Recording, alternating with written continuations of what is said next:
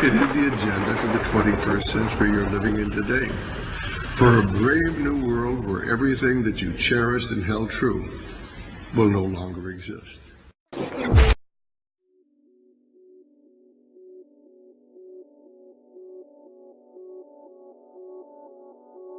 Typhoon Sarika has made landfall in South China's Hainan province this morning. The local meteorological agency says it landed at Hele town of Wanying City, packing maximum winds of 162 kilometers an hour at its eye. Hainan has been on red alert. Hundreds of fishermen and construction workers have been evacuated to safe shelters. Classes have been suspended in 8 counties of the province and tourist sites are closed. Typhoon Sarika is heading for South China's Hainan province after bringing floods and at least 24 deaths to Vietnam. A level 2 emergency response has been launched in China. The Leizhou Peninsula is expected to experience up to 2 meters of high storm tide. Authorities have ordered coastal evacuations.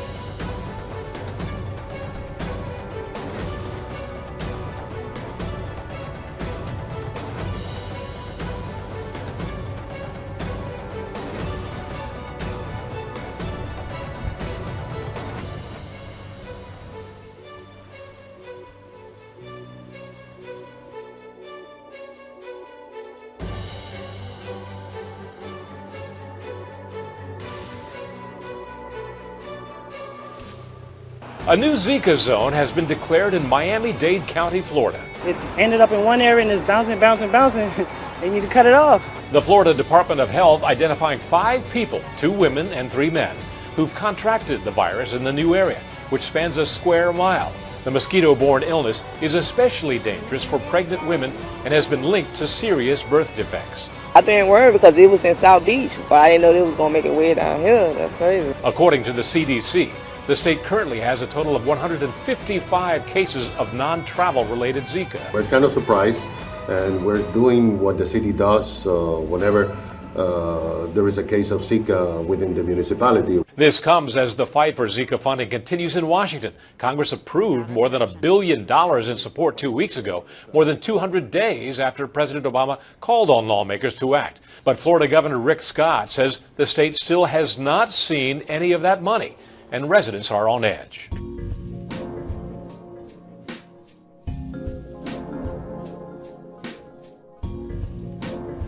Following a fire in Custer County, primarily in the Westcliff area. Right now, there was a fire that broke out, a wildfire early this morning. What caused this fire, we don't know, but I can tell you there are many roads in the area that have now been closed down, evacuations that are beginning. So we're focusing on a loophole that is putting vulnerable communities at risk. This one has to do with Bruner Island Power Station in Pennsylvania.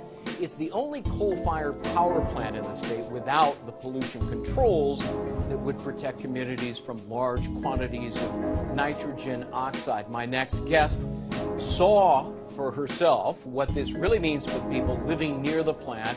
In an op-ed in the Huffington Post, she writes the following.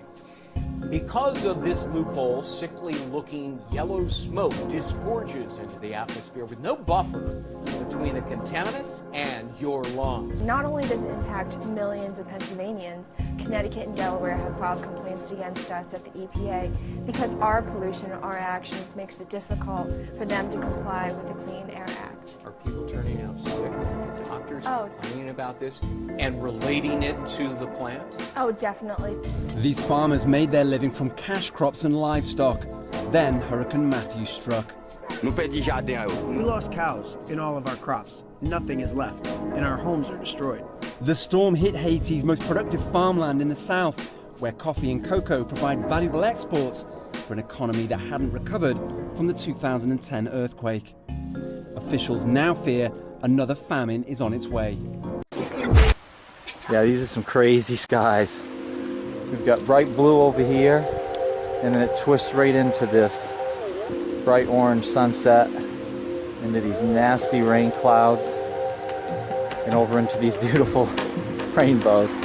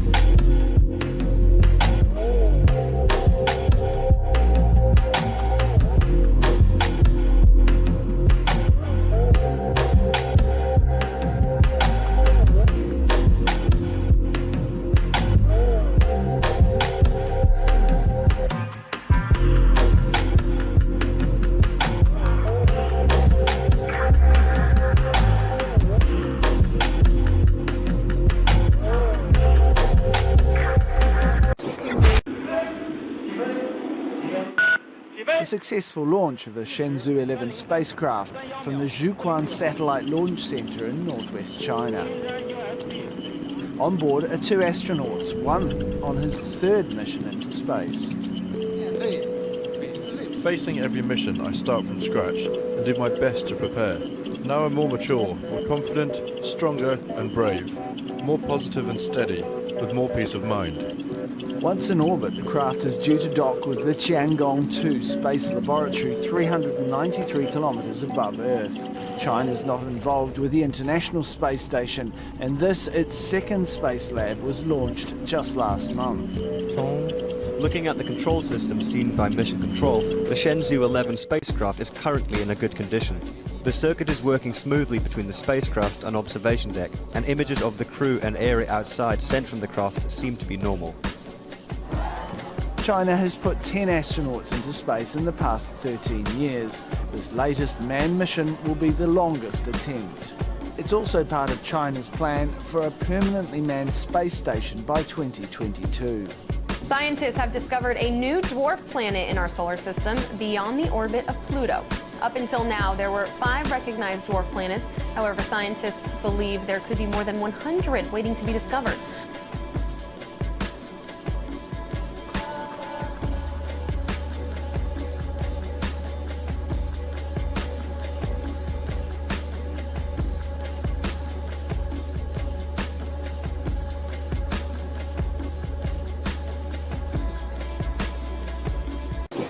Donald Trump, we might need a wall in Canada too. Criminals and terrorists may be sneaking in from our northern border as national security focuses on Mexico. That, according to the New York Times. There are long stretches of land along our Canadian border that are unpatrolled with only cameras to monitor illegal activity. And there's the border, and there's us.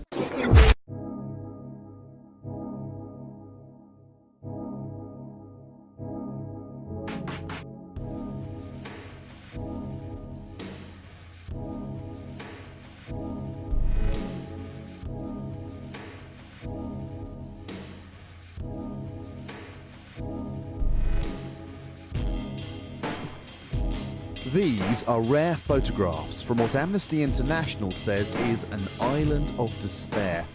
Nauru is the tiny Pacific country where Australia sends people seeking asylum on its shores. The island, says Amnesty, is an open-air prison where Australia's government inflicts as much suffering as necessary to stop some of the world's most vulnerable people from trying to find safety in Australia. It is the deliberate nature of this harm. It is the fact that there is no reason for this harm. It is not a conflict zone. It is not a place where people are supposed to suffer. And yet some of the things they're going through are very similar to the exact same things that they're fleeing from. Inflation's back in fashion on Britain's post-Brexit high street with a flourish. Consumer prices showing their sharpest jump in 2 years, and that in September, even before this month's plummet in sterling. We are expecting to see further increases over the next 6, potentially 12 months. That's not going to be good news because we don't expect wages to be going anywhere in that period of time. Clothing and fuel were the main drivers behind the increase to a headline 1% rate, the highest since November 2014. The core rate, which strips out some volatile elements like food, even higher.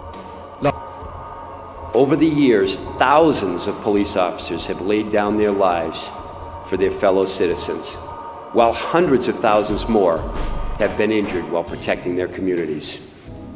The nation owes all of these officers, as well as those who are still on patrol today, an enormous debt of gratitude. At the same time, however, it is also clear that the history of policing has had darker periods. There have been times when law enforcement officers, because of the laws enacted by federal, state, and local governments, have been the face of oppression to far too many of our fellow citizens. Well, it is flu season, so do you have your shot yet? Staff at Phoenix Children's Hospital, they are taking action just in case of an outbreak by a disease or bioterrorist event. Yeah, in about an hour from now, the staff will begin a flu point of distribution to promptly distribute mass vaccinations. This is all part of a drill, by the way. The hospital is the only one in Arizona that's practicing this drill. This sounds like an absolute nightmare. You show up to your job and someone from another country is there to take your job, and guess what? you have to train them and show them how to do it. That's what's happening to a lot of people around our country, including Mike Emmons. And when he wrote to then Senator Hillary Clinton to help him, he says that she chose to stand with the foreign company instead because they line her pocketbook. So Clinton and her cronies have sacrificed your security, your family's safety, and your country's safety as though it meant nothing to her at all, which it didn't. This magnitude's worse, in my opinion, and in the opinion of many people in law enforcement. This is worse than Watergate, what's going on with this. And what does she get out of it? She gets to run for the presidency of the United States. Explain that. Explain it. A gun store in Las Vegas is betting that Hillary Clinton will be elected on November the 8th. So in preparation, they're holding a sale. In an advertisement that ran over the weekend in the Las Vegas Review-Journal, Westside Armory said it was holding a pre-Hillary sale, saying that prices will surge if the Democratic nominee wins. An image of the ad was tweeted out Sunday by John Ralston, a political commentator in Nevada. He has since been retweeted nearly 2,000 times.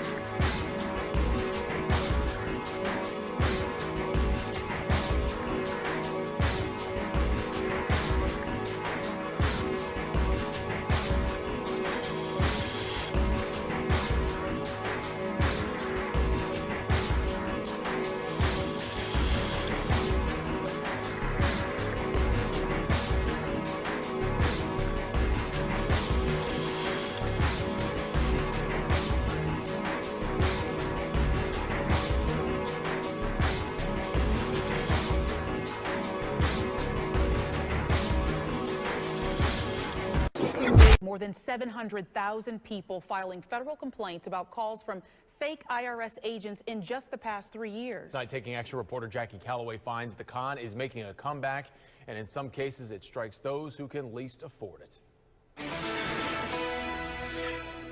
Well, he's my big boy. Taking care of CJ allows Sherry Gorthy to focus on something other than the cancer and the chemo. It is too much. Really is too much. She never imagined things could get worse. Hello? Then, Sherry got the call. IRS agent is waiting for your call back. They answered the IRS service.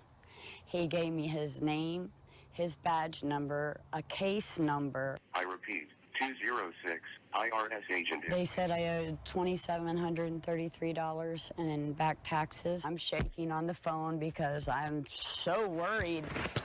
The government estimates more than 4,000 people in 50 states have lost a total of $23 million to the IRS scam. Hillsborough Consumer Protection Chief Eric Olson says complaints continue to pour in. As Iraqi forces begin their siege on Mosul to eradicate ISIS, many fear a humanitarian crisis is just around the corner. With over 1 million residents possibly trying to flee the city, the situation could become one of the worst man-made displacement crises in recent memory.